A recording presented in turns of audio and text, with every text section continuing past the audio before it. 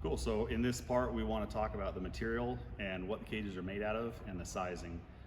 If you go to your local supply, steel supply, 99% of what you're going to buy is seamed tubing. It's going to have this darker line down the outside. They start off with a flat sheet of steel and they roll it into a tube and then weld the top, and then they'll grind off the top.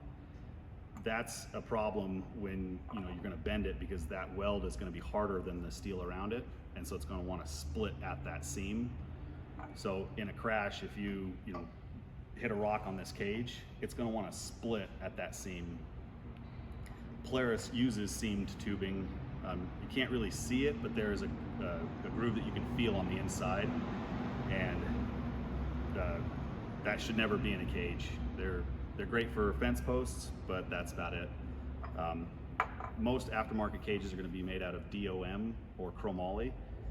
DOM is drawn over mandrel, so they'll start off with a tube similar to this, but they'll draw it through dies that will even out the wall thickness, so there's not a thin or a thick spot.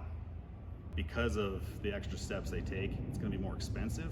So DOM might be twice as expensive as seamed tubing. Chromoly is going to be probably twice as expensive as DOM.